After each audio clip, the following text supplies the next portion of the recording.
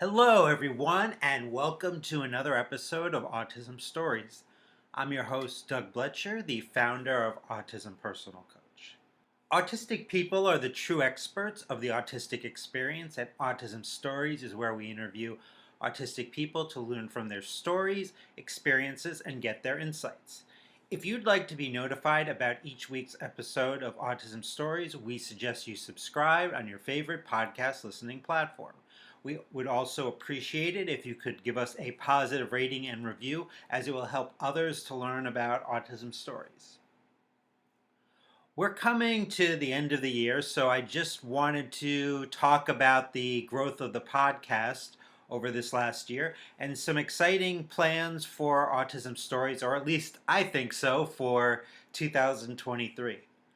We certainly have more listeners than ever, which is wonderful. The podcast has grown quite a bit in this last year, and I think, which is truly wonderful, because I think every one of our stories in the autistic community is so critical to share and learn, and I really appreciate that all of you hopefully feel that same way too, and are listening because of that.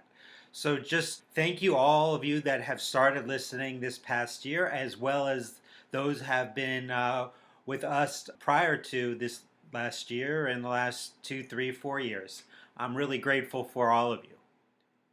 Now, the growth of the podcast isn't just the listeners, though, it's behind the scenes as well. I've mentioned on a few occasions my wonderful assistant Christiana edits all of the podcasts and is a big part of booking all of our guests. However, this year we added another member of our podcast team, CV Bodine. I had interviewed CV all the way back, I believe it was on episode 100 of Autism Stories. CV is now doing the research for the podcast, which is so critical because it's this information that allows me to write and ask the questions of all the fantastic folks that I get to interview. So I'm not only so thankful to have these amazing people as part of my team, but it's freeing me up to do things that I've wanted to do with the podcast for a long time now. Which brings me to the plans for Autism Stories in 2023. Each week, we'll continue to release an episode on every Monday at 8 a.m. Eastern Time. That's not going to change. However, we are now going to, every Thursday, release a new episode as well. So that's going to be 2 new episodes of Autism Stories each week. We're going to double up the amount of stories that we bring to you for the year. So starting in the first week of January, listen to Autism Stories every Monday and Thursday. Now, on to today's episode. I've talked before about how unlearning can be just as important as learning when you gain knowledge that you're autistic. That's why I'm excited to have Jamaica Pogue join this episode to discuss about unlearning through deconstructing autism and ADHD one fallacy at a time, intersectionality in research, and her podcast. We hope you enjoy today's conversation. Thanks so much for joining me today. I'm so happy to be here, Doug. Thanks so much for inviting me on. Absolutely. With all these episodes, we usually start by asking the same question, which is, where does your story in the autistic community begin? Awesome. Well, it's fairly recent for me, at least with understanding and fully owning that I'm autistic, but I've always had an interest in mental health and psychology for my whole life. So for quite a few years, I've had random thoughts of, am I autistic, just based off of my experiences and my education. But because I had such a narrow view on what autism was until the last few years, I kind of gaslit myself and convinced myself that it couldn't be true because I didn't fit the stereotypes. But once I had a lot of time to be very introspective, like a lot of people during the pandemic, I had a lot of time free from any external distractions or anything that I used to use to kind of avoid sitting with myself.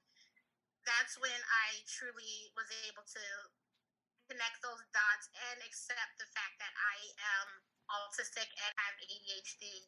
And so it's only been about 2 years that I've been an active and proud out member of the autism community. But over those last few years, I've been able to go back and look at my life experience through this new reframed lens to understand just how I went 32 years prior to the last 2 years of being undiagnosed as an autistic person. You're talking about, kind of your life changing maybe a little bit during the pandemic, like so many of us. What changes kind of led you to kind of like look differently at kind of your brain and being neurodivergent and all that?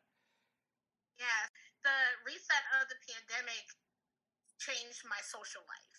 So I went from working in the office and being around people, working in an environment where I had to speak to people all day, every day, to now working at home. And at first, I thought it was going to be difficult because I was just so used to working in the office. And I really loved what I did. I love helping people. I worked in customer service. So, and what I did was kind of specialized in the customer service world where I dealt with like really high pressure situations. So I was kind of always on go mode.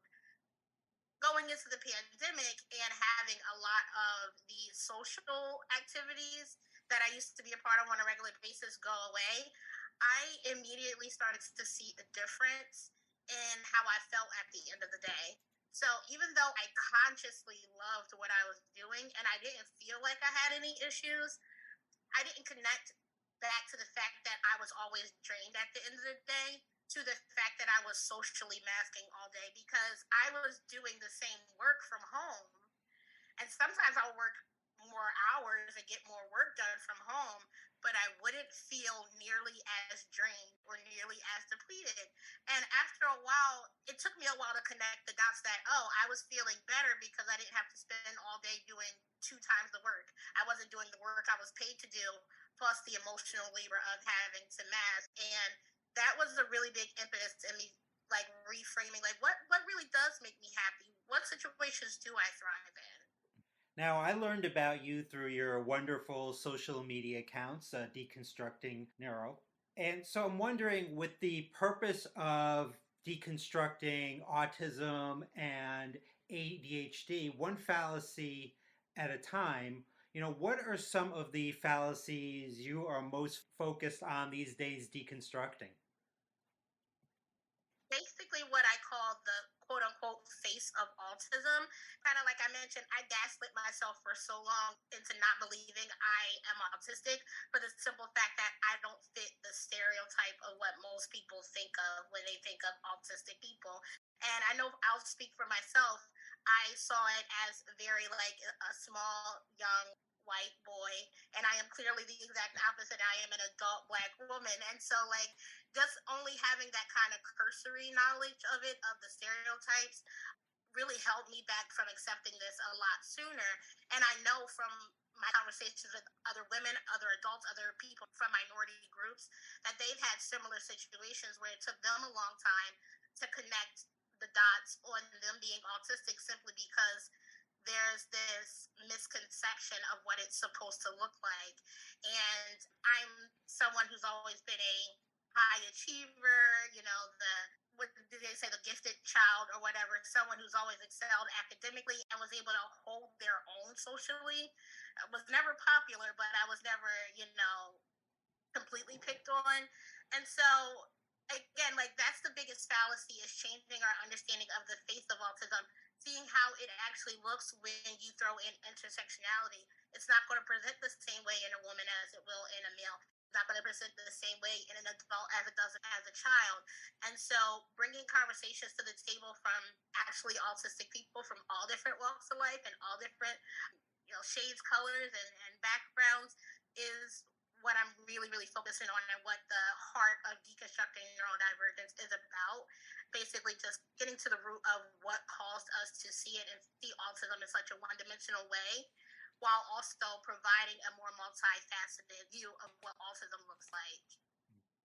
Now, I have the belief that there may be nothing more important than our autonomy. And I recently saw a video of you talking about that in deconstructing our neurodivergence, that so much of what is tied up in autonomy, relating to our freedom. So, how do you think society looks at those that not only desire but take actions to assert their own autonomy?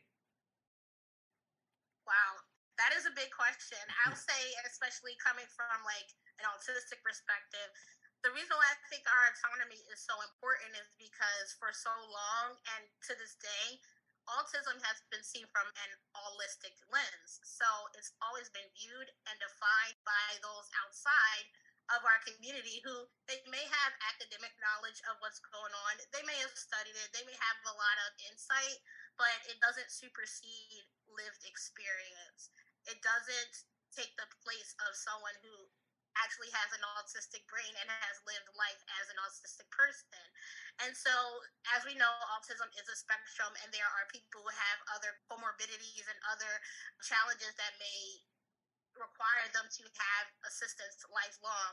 But many of us, if we were just provided the proper accommodations and if we were provided the opportunity to advocate for ourselves and be taken seriously, then we would be able to thrive, move from surviving to thriving, and be able to live lives that we shape ourselves as opposed to having society impose on us what we're supposed to be based on how they assume we are from an outsider view. Mhm. I really like the name of your social media account because I think when we learn we're neurodivergent, when we learn we're autistic, so much, there is certainly learning that takes place, but I think there's, as important, there's unlearning. So I'm wondering if you see a connection maybe between this deconstruction and decolonization. Absolutely. And that's actually what inspired me to name it Deconstructing Neurodivergence because a lot of things always with me always starts with me asking why, the why behind the what. And so once I knew what it was, I'm autistic, I had to understand why autism is the way it is or defined the way that it's defined, why there are certain preconceptions about it.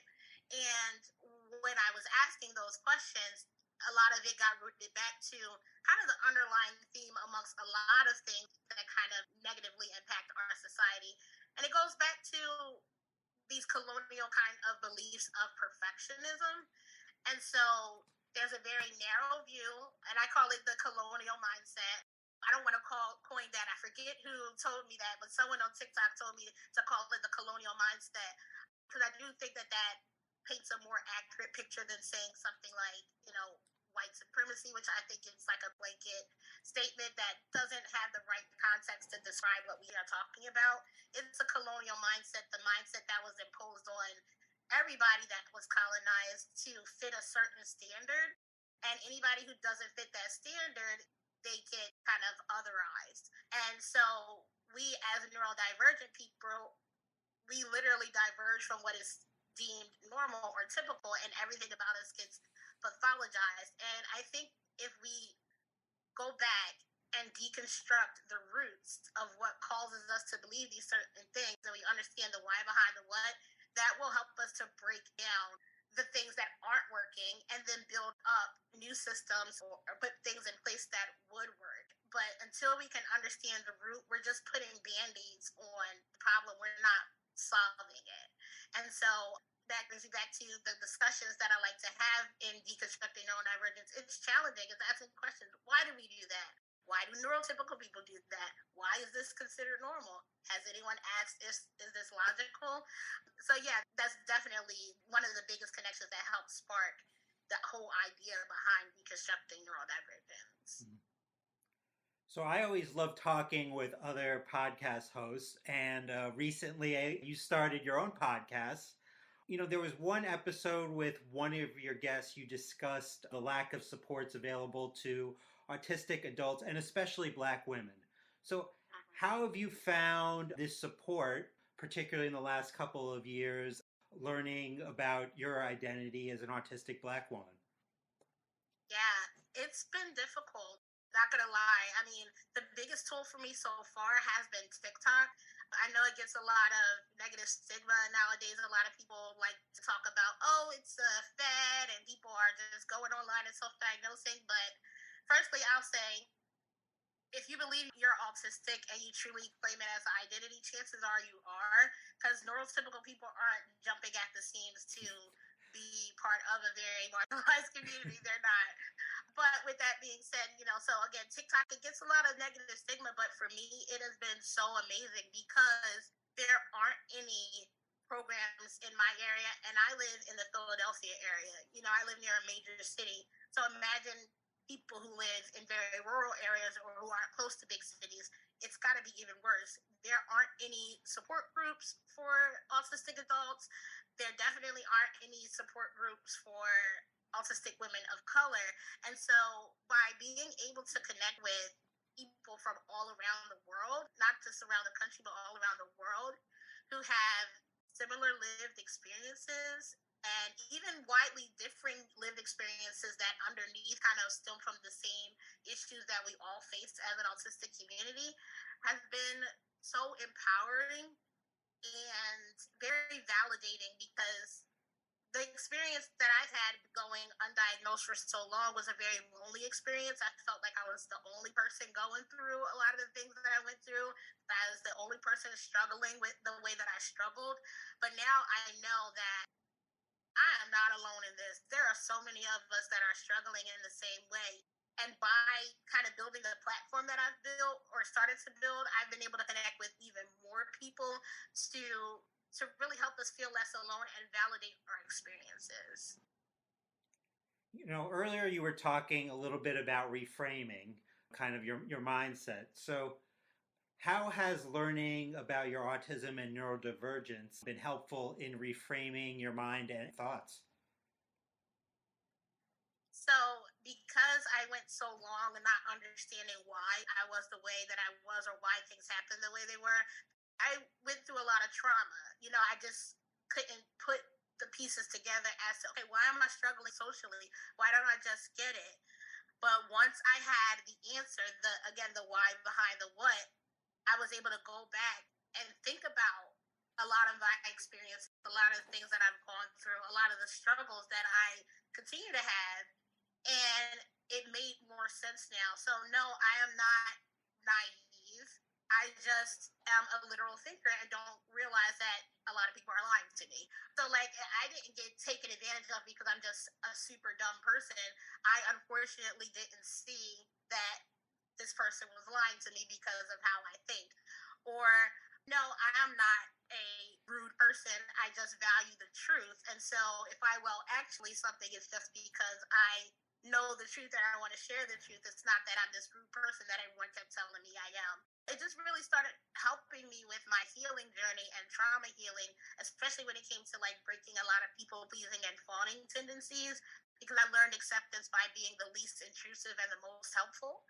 And so, again, just understanding who I am and how my brain works, that it's okay to take up space, that it's okay to ask questions if things just don't intrinsically make sense, that it's okay to accommodate myself. Those things have helped me to reframe a lot of my experiences in the past, which is helping me with unmasking and being more authentic now and moving forward. I like what you said there a lot about how your mindset used to be the least intrusive and the most helpful. How has your mind changed since then? Yeah, so I've learned that boundaries are not only okay, but absolutely necessary. I was always in the belief that I need to just help people, just help. Because I genuinely do love to help people, but I would do it to a point where I would burn myself out and didn't even realize it until I got burnt out. And then even then, I would beat myself up and tell myself that, oh, just do it. Why aren't you just doing this for this person? But now that I understand that I have to have boundaries, I can't pour from an empty cup.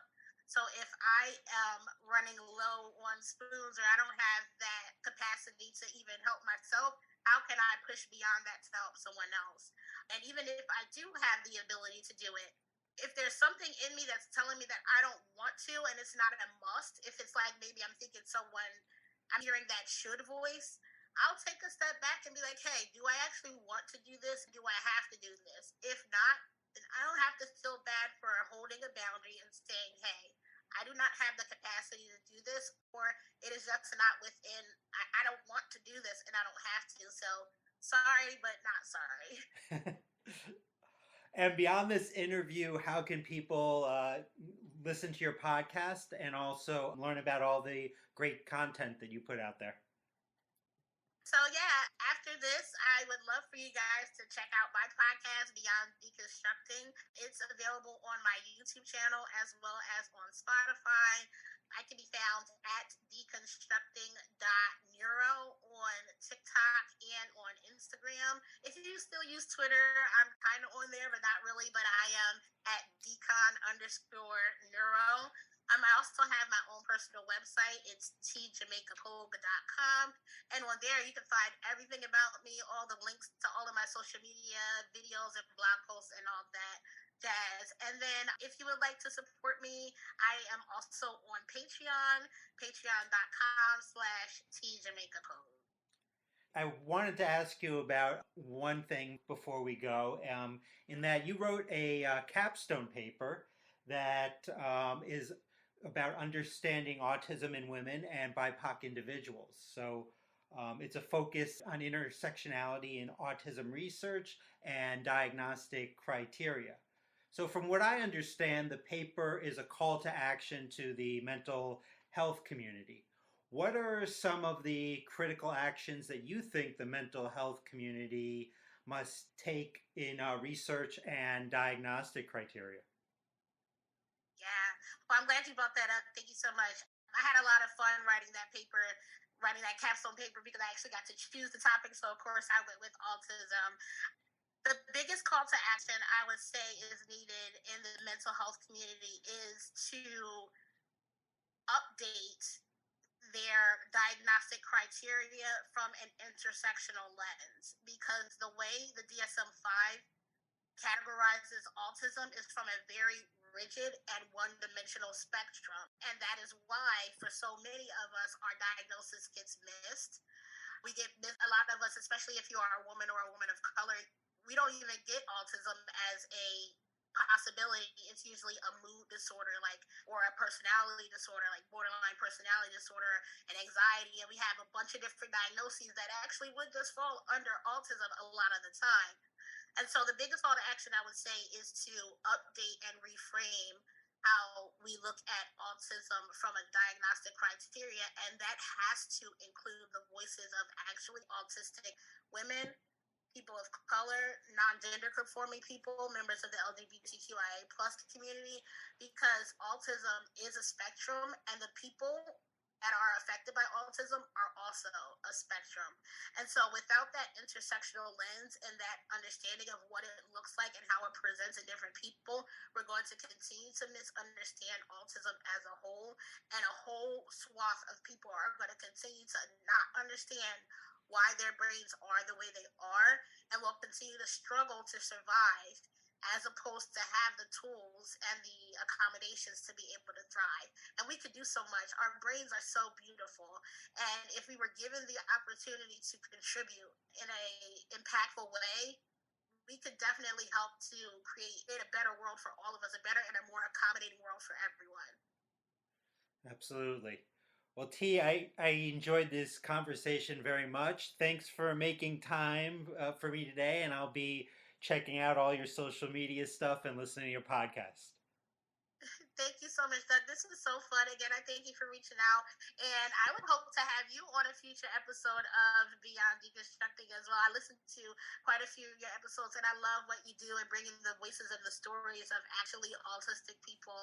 It's wonderful and much needed. Well, anytime I get an invite from you, T, I'll be there. Awesome. Looking forward to it.